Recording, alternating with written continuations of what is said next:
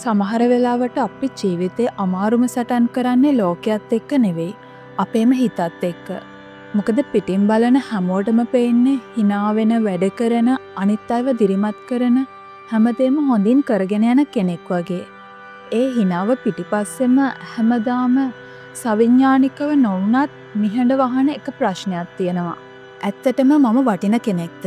නැත්නම් මගේ වටිනාකම ලෝකයට ඔප්පු කරන්න ජීවත් වෙන්න ඕන කෙනෙක්ද කියලා.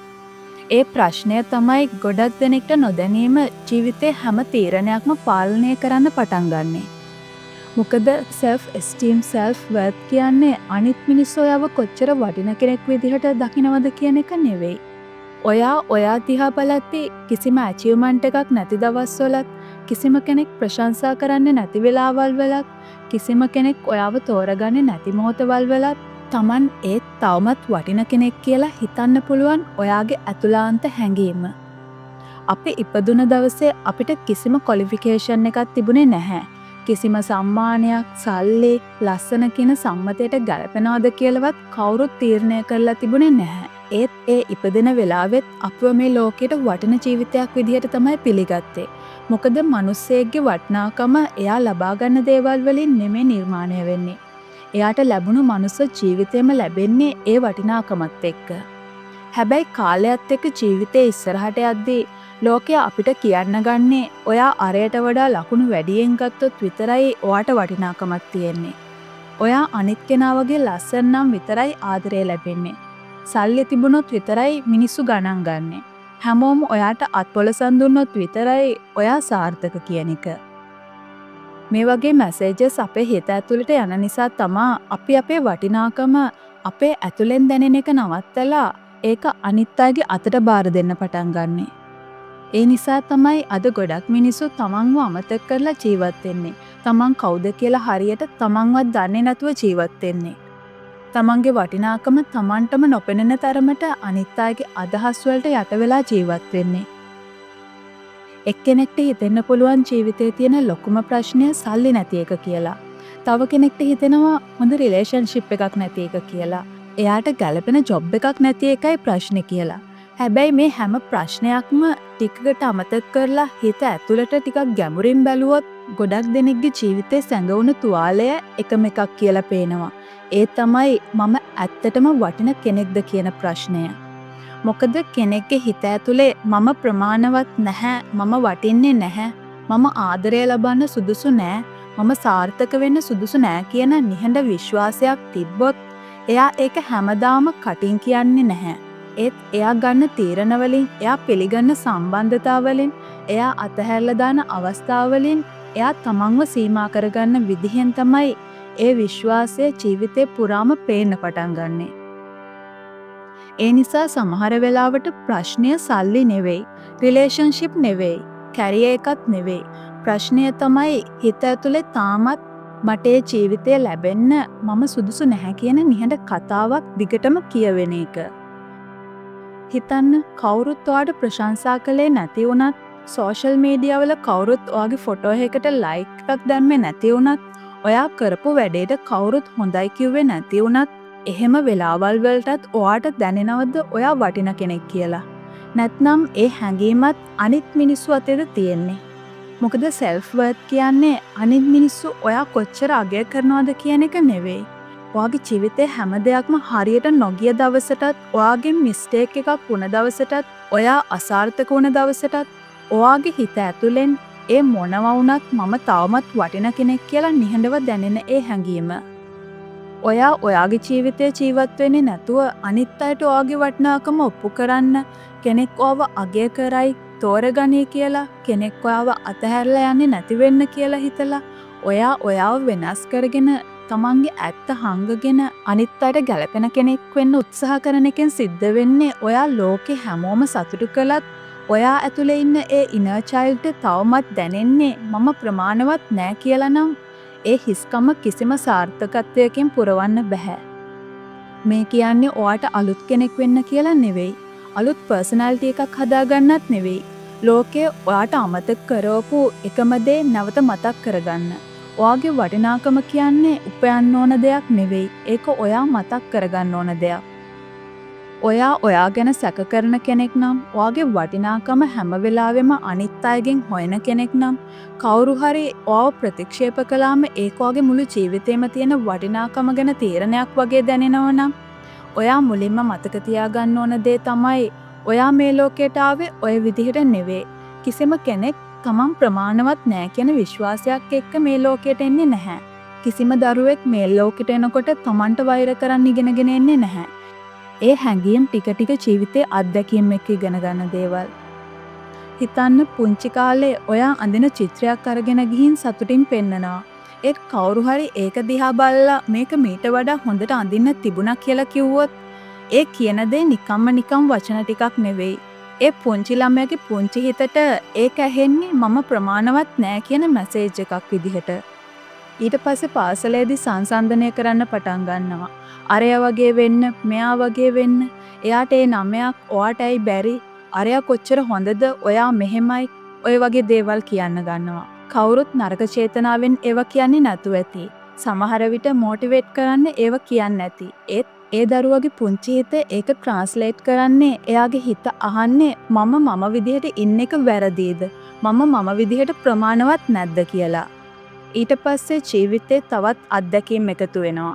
යාළුවෙක් අතහැරලා යනවා. ආදරය කරපු කෙනා වෙනස් වෙනවා. ඉන්ටර්විව් එකක් ෆේල් වෙනවා. බිස්නස් එකක් කඩා වැටෙනවා. ඔය වගේ එකින් එක සිදුවීම් ජීවිතය ඇතුලේ වෙද්දී ඒ සිදුවීම් දිහා බලනවා වෙනුවට නොදැනීම Taman ඒ දේවල් වලට ඩිසර්ව් නෑ කියන විශ්වාසයක් හදා ගන්නවා. ඒ නිසාම එක ෆේලියර් එකක්, එක රිජෙක්ෂන් එකක් ජීවිතය ඇතුලේ වුණාම හිත කියන්න ගන්නවා බලන්න මම හිතපු දේ හරි. මම මදි. මට කවදාවත් බෑ වගේ කතා. ඇත්තටම සිද්ධ වෙන සිදුවීම පොඩි දෙයක් වුණත් ඒක ඇතුලේ තිබ්බ පරණ වෝන්ඩ් එකක් නැවත එළියට එනවා. ඒක හරියට කැඩුණු කණ්ණාඩියක් වගේ. ඔයා ඒකෙන් මූණ බලද්දී ඔයාගේ මූණ පේන්නේ විකෘති වෙලා. ඒ ඔයාගේ මූණේ වරදක් නිසා නෙවෙයි, කණ්ණාඩිය බිඳිලා නිසා. ඒ වගේ තමයි ගොඩක් අය Taman දිහා බලන්නේ ජීවිතේ ඇතුලේ සිද්ධ වුණ වුන්ඩ්ස් වලින්. එතකොට එයාට එයාගේ සැබෑ වටිනාකම පේන්නේ නැහැ. අර වුන්ඩ්ස් වලින් ඉන්න කෙනෙක්ව තමයි එයාට පේන්නේ. ඒ නිසා තමයි සමහර අයට කවුරු හරි කිව්වොත් ඔයා හොඳයි කියලා ඒක විශ්වාස කරන්නේ නැත්තේ, පිළිගන්නේ නැත්තේ. වචනෙන් නැතත් බොඩි ලැන්ග්වේජ් එකෙන් හරි ඒක රිජෙක්ට් කරන්නේ. හැබැයි කවුරු හරි ඩිසපොයින්ට් වෙන වචනයක් මොන හරි කිව්වොත් ඒක විශ්වාස කරනවා, ඒක පිළිගන්නවා. මොකද හිත තෝරගන්නේ දැනටමත් හිත ඇතුලේ තියෙන විශ්වාසයට ගැළපෙන දේවල්. ඔයාගේ ජීවිතේ වෙච්ච හැම රිජෙක්ෂන් එකක්ම, හැම ෆේලියර් එකක්ම, හැම විවේචනයක්ම ආයෙත් මතක් කරලා බලන්න. ඒවා ඇත්තටම ඔයාගේ වටිනාකම ගැන තීරණය කරන දේවල්ද නැත්නම් ඒවා ජීවිතේ සිද්ධ වුණ සිදුවීම් විතරද කියලා. මොකද ජීවිතේ සිද්ධ වෙන සිදුවීම් කියන්නේ తాවකාලික දේවල්. ඒත් අපි ඒවට දෙන තේරුම තමයි අවුරුදු ගාණක් අපිව පාලනය කරන්නේ. ඒ නිසා අදින් පස්සේ ඔයාගේ හිත මම ප්‍රමාණවත් නෑ කියන හැම වෙලාවකම ඒ හඬ ඇත්තටම ඔයාගේ හඬද නැත්නම් පාස්ට් එකේ කවුරු හරි කියපු වචන තාමත් ඔයාගේ හිතේ දෝංකාර දෙන හඬද කියලා අහන්න. මොකද සමහර වෙලාවට අපි හීල් කරන්න ඕන මේ ප්‍රසන්ට් එකේ සිද්ධ වෙන දේවල් නෙවෙයි. තාමත් පාස්ට් එකට බයෙන් ජීවත් වෙන ආදරය පිළිගැනීම බලන් ඉන්න ඒ පුංචි දරුවගේ හිත. ජීවිතේ සමහර අය ඉන්නවා එයාලගේ මුළු දවසම ගෙවෙන්නේ එක දෙයක් වෙනුවෙන්. ඒ තමයි Taman වටේ ඉන්න අනිත් අයව සතුටින් තියන එක. කවුරුත් අප්සෙට් වෙන්නේ නැති වෙන්න, කවුරුත් Taman ගැන නරක දෙයක් හිතන්නේ නැති වෙන්න හැමෝම සතුටින් තියන්න උත්සාහ කරනවා. ඒකට එයාලා Tamanගේ සීමා පවා නැති කරගෙන, Tamanගේ අවශ්‍යතා පවා අමතක කරගෙන, Tamanගේ හිතේ ඇත්ත ෆීලිංස් පවා හංගගෙන අනිත් අයගේ එක්ස්පෙක්ටේෂන් වලට තමයි ජීවත් වෙන්නේ. ඒත් ඇත්තටම ඒක දිහා ගැඹුරින් බැලුවහම පේනවා ඒක හොඳ හැසිරීමක් නෙවෙයි කියලා. මොකද මේක පාස්ට් එකේ ඇති වුණ ෆියර් එකකින් ආපු සර්වයිවල් පැටර්න් එකක්. එයාගේ සබ්කොන්ෂස් මයින්ඩ් එක පුරුදු වෙලා තියෙන්නේ ඒ පැටර්න් එකට. එයා කිසි දෙයකට නෝ කියන්න බයයි. මම නෝ කිව්වොත් එයාලා මාව රිජෙක්ට් කරයි. මම එයාලා කියන දෙයට එකඟ වුණේ නැත්නම් එයාලා මාව අතහරි. මම පීපල් ප්ලීසින් කළේ නැත්නම් මම තනි වෙයි. ඒ වගේ දේවල් තමයි එයාගේ විශ්වාසයන් වෙලා තියෙන්නේ. ඒවා එයාගේ පොඩි කාලේ එහෙම නැත්නම් පාස්ට් එකේ කොහේ හරි තැනකදී සිද්ධ වුණ දේවල් එක්ක තමයි ඇති වෙන්නේ. අවුරුදු ගානකට පස්සෙත් ඇත්තටම ප්‍රශ්නයක් නැති තැනක වුණත් සබ්කොන්ෂස් මයින්ඩ් එක තාමත් අර පාස්ට් ප්‍රෝග්‍රෑම් එකෙන් වැඩ කරන්නේ. ඒක එයාට කියන්නේ ඔයා අනිත් අයව සතුටු කළොත් ඔයා සේෆ්. ඔයා අනිත් අය එක්ක එකඟ වුණොත් එයාලා ඔයාව අතාරින්නේ නැහැ. ඔයාගේ අවශ්‍යතා පැත්තකට දැම්මොත් ඔයාට ආදරය ලැබෙයි කියලා. කෙනෙක් හිතනවා නම් මමත් people pleasing කරනවනේ ඒ කියන්නේ මම දුර්වල කෙනෙක්ද කියලා? නැහැ. ඒක දුර්වලකමක් නෙවෙයි. ඒ ඔයාගේ subconscious mind එක තාම පරණ විදිහට ඔයාව ආරක්ෂා කරන්න උත්සාහ කරන නිසායි ඔයා ඒ දේ කරන්නේ. මෙතනදී subconscious mind එක වැරදි කියන්න බෑ. මොකද ඒක කරන්නේ past එකේදී ඔයාට පරිස්සම් වෙන්න උදව් කරපු pattern එක තාමත් repeat කරන එක. එතන ප්‍රශ්නය වෙන්නේ පොඩි කාලේ ඔයාව ආරක්ෂා කරපු pattern එක අද වැඩිහිටි ජීවිතේදී ඔයාව limit කරන්න පටන් ගන්න එක. අනිත් අයට no කියන්න ඕන තැන්වලත් yes කියලා තමන්ව අමතක කරන්නේ, තමන්ට tired වුණත් help කරන්න යන්නේ, තමන්ට රිදුනත් hina වෙලා ඉන්න උත්සාහ කරන්නේ හිතට තියෙන ලොකුම බය rejection එක අත්විඳින්න වෙයි කියලා. ඒත් ඇත්තටම මෙතනදී කෙනෙක් අනිත් හැමෝම සතුටු කරන්න උත්සාහ කරන තරමටම එයාට තමන්ව අමතක වෙනවා. තමන්ව අමතක වෙන තරමටම හිත ඇතුලේ තමන් ගැන තියෙන respect එක අඩු වෙනවා. ඒ respect එක අඩු වෙන තරමටම තවත් අනිත් අයගේ අනුමැතිය ඕන වෙනවා. මේක හරියට loop එකක් වගේ එකකට එකක් බැඳිලා තියෙන්නේ. මේ හැමදේම එක්ක නොදැනීම ඇඩික්ෂන් එකක් හැදෙනවා. ඔයා හරි කියලා, ඔයා හොඳයි කියලා අනිත් අය කියනකම් බලන් ඉන්න. ඊට පස්සේ සංසන්දනය කරන්න පටන් ගන්නවා. අනිත් අයගේ ජීවිතේ මෙහෙමයි, මගේ ජීවිතේ මෙහෙමයි කියලා. ඒකටම ඊට පස්සේ අනිත් අයගේ අනුමැතිය ඕන කියන ඇඩික්ෂන් එකක් ඇති වෙනවා. කාට හරි මැසේජ් එකක් දැම්මම එයාගෙන් රිප්ලයි එකක් එනකම් බලන් ඉන්නවා. රිප්ලයි එකක් ආවොත් හැපි, ආවේ නැත්නම් ඒක දවසේම මූඩ් අප්සෙට් වෙන්න හේතුවක් කරගන්නවා. කවුරු හරි කම්ප්ලිමන්ට් එකක් දුන්නොත් හිතට ගුඩ් ෆීලින් එකක් එනවා. කෙනෙක් විවේචනය කළොත් දවසම අප්සෙට් වෙනවා. ඇත්තටම මෙතන ප්‍රශ්නය ඔයා නෙවෙයි. ප්‍රශ්නය තමයි ඔයාගේ self worth එක එළිය ලෝකයාගේ වචන සහ ක්‍රියාවලට කනෙක්ට් වෙලා තියෙන එක. ඒ නිසා තමයි එක දවසක හැමෝම ඔයා හොඳයි කියද්දි feel good වෙන්නයි, ඊළඟ දවසේ ඔයා වැරදි කියද්දි feel bad වෙන්නයි පටන් ගන්නෙ. මොකද ඔයා ඇතුලේ stable foundation එකක් දාලා නැහැ. ඔයාව ගොඩනගාගෙන ඇවිත් තියෙන්නේ අනිත් අයගේ opinions උඩ. ඔයා අද තේරුම් ගන්න ඕන දේ තමයි ඔයා හැමෝවම සතුටු කරන්න, හැමෝම එකඟ කරගන්න අවශ්‍ය නැහැ. හැමෝම අප්‍රූව් කරන්න ඕනත් නැහැ. කොහොමත් ඒක කරන්න පුළුවන් දෙයක්ුත් නෙවෙයි. ඒ නිසා ඒ වෙනුවට ඔයා ඔයාට අවංක වෙන්න පටන් ගන්න. ජීවිතය ඇතුලේ ඔයාට ටයර්ඩ් නම් ඔයා ටිකක් නවතින්න. කෙනෙක්ට හරි මොනවා හරි දෙයකට හරි නෝ කියන්න ඕන වුණත් අමාරුවෙන් හිත හදන් yes කියනවා වෙනුවට නෝ කියන්න පුරුදු වෙන්න. මට තනියම ඉන්න ඕන නම් මම ඉන්නවා කියන පොඩි සීමා මායිම් වලින් පටන් ගන්න. මොකද ඔයා හැමෝම වෙනුවෙන් ජීවත් වෙනකොට ඔයාට ඔයාවම අහිමි වෙනවා. හැබැයි ඔයා ඔයාව ප්‍රොටෙක්ට් කරන්න පටන් ගන්න දවසට හිමිහිට ඔයාගේ self worth, self esteem නැවත ගොඩ නැගෙනවා. මේ හැමදේම එක තේරුම් ගන්න ඕන ඇත්ත තමයි self esteem කියන්නේ එක දවසකින් එකපාරට නැවත ජීවිතයට ලැබෙන දෙයක් නෙවෙයි. ඒක අවුරුදු ගණනාවක් අනිත් අයගේ වචන, අත්දැකීම්, රිජෙක්ෂන්, සැසඳීම්, නොසලකා හැරීම්, සයිලන්ස් කියන හැම දෙයක්ම එකතු වෙලා ටික ටික කැඩුණු ඇතුලේ ස්ට්‍රක්චර් එකක්. ඒ නිසාම ඒක හදන්නත් ඕන ටිකෙන් ටික තමන්ටම දෙන ආදරයත් එක්ක මිසක් බලෙන් හරි තමන්ට පනිෂ් කර ගැනීමකින්වත් නෙවෙයි. මොකද ගොඩක් අය කරන දෙයක් තමයි තමන්ට low self esteem එකක් තියෙන්නේ කියලා දැනගත්තාම තමන්ව ෆෝස් කරන්න පටන් ගන්න එක. මම ස්ට්‍රෝං වෙන්න ඕන, මම කොන්ෆිඩන්ට් වෙන්න ඕන, මට මේක හරි ගස්සන්න ඕන කියලා තමන්ටම පීඩනයක් දීලා ඇතුලේ තියෙන wounded heart එකට තවත් බරක් දෙන එක. හැබැයි self esteem නැවත ගොඩනගන්නේ පීඩනයක් දෙන එකෙන් නෙවෙයි, safety එකක් දෙන එකෙන්. හිතට දැනෙන්න ඕන මම දැන් safe කියන හැඟීම.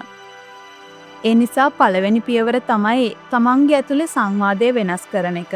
තමන්ට කතා කරන විදිහ වෙනස් කරන එක. මොකද ගොඩක් අය තමන්ටම කතා කරන්නේ තමන්ගේම හතුරෙක්ට වගේ. මට බැහැ, මම ප්‍රමාණවත් නැහැ, මම ෆේල්, මම හොඳ නෑ වගේ දේවල් වලින්. ඒත් ඔය වෙන කෙනෙක්ට එහෙම කියනවද? නැහැ. මොකද ඔයා දන්නවා එහෙම කියන එක වැරදි කියලා. එහෙනම් ඇයි තමන්ටම එහෙම කියන්නේ? ඒ වෙනුවට ඔයා ටික ටික ප්‍රැක්ටිස් කරන්න ඕනේ. මම මේක තාම ඉගෙන ගන්නවා. මම පර්ෆෙක්ට් නැහැ. ඒත් මම වර්ධනය වෙනවා. මගේ අතින් මිස්ටේක්ස් වෙන්න පුළුවන්. ඒත් මම තාමත් වටින කෙනෙක් කියන කයින් සොෆ්ට් අවංක වචන තමන්ටම කියන එක. ඊළඟට සංසන්ධනය කරන එක හඳුනගන්න. ඔයා සෝෂල් මීඩියා ස්ක්‍රෝල් කරනකොට කාගේ හරි ඇචීව්මන්ට් එකක් දකිනවා. එකපාරටම ඔයාට හිතෙනවා ඔයා මදීනේ කියලා. එහෙම වෙලාවට ටිකක් ඔයා එක්කම නැවතිලා බලන්න ඔයා කම්පෙයා කරන්නේ ඇත්තම දෙයකටද නැත්නම් ඒකෙනත් අවස්ථා කිහිපයක අසාර්ථකත්වයට පස්සේ ගන්න ඇචීව්මන්ට් එකක්ද කියලා. මොකද සංසන්ධනය කරන එක නවත්තන්න බැරි වුණත් අවයානස් එකෙන් ඒකේ පව එක අඩු කරන්න පුළුවන්. ඊළඟට බවුන්ඩරිස් නෝ කියන්න පුරුදු වෙන එක. මොකද සෙල්ෆ් ස්ටීම් එක හැදෙන්නේ හැමෝටම yes කියනකොට නෙවෙයි. ඔයාට yes කියනකොට, ඔයාට ස්පේස් එකක් දෙනකොට. පළවෙනි දවසේ නෝ කියනකොට uncomfortable වෙයි, බයක් එයි, වර්ධකාරී හැඟීමක් එන්නත් පුළුවන්. ඒත් ඒ හැම එකක්ම සයින් එකක් ඔයා පරණ people pleasing version එකෙන් එළියට එනවා කියලා. ඊළඟට ලොකුම ඇත්ත තමයි ඔයාගේ වටිනාකම ප්‍රූව් කරන්න ඕන දෙයක් නෙවෙයි කියන එක. ඔයා සාර්ථක වුණාම ඔයාගේ වටිනාකම වැඩි වෙන්නත්, ඔයා ෆේල් වුණාම ඔයාගේ වටිනාකම අඩු වෙන්නෙත් නැහැ. ඔයාගේ වටිනාකම කියන්නේ නියත දෙයක්. ඒක වෙනස් වෙන්නේ නැහැ. මොකද ඔයා මිනිස්සෙක් මිසක් කඩෙන් ගන්න භාණ්ඩයක් නෙවෙයි. ඔයා විදිහටම වටින කෙනෙක්. අන්තිමට මතක තියාගන්න. ඔයා මේක අහන්නේ ෆික්ස් වෙන්න ඕන කෙනෙක් විදිහට නෙවෙයි. ඔයා මේක අහන්නේ දැනටමත් වටින ඒත් ඇත්ත අමතක වෙච්ච ආත්මයක් විදිහට. ඔයාට ඔයාව නැති වෙලා නෑ. ඔයාට ඔයා ගැන තිබ්බ අවයානස් එකයි නැති උනේ. ඒ අවයානස් එකටයි අපි ලං වෙන්නේ. ඒ නිසා අද ඉඳලා ලෝකේ ඔයාව වැල්ඩේට් කරනකම් බලන් ඉන්න එපා. මොකද ඔයාගේ ජීවිතේ ගොඩක්ම වැදගත්ම අනුමැතිය ඔයාට දැනටමත් ලැබිලා තියෙනවා. ඒ තමයි ඔයාම ඔයාට දෙන රෙස්පෙක්ට් එක.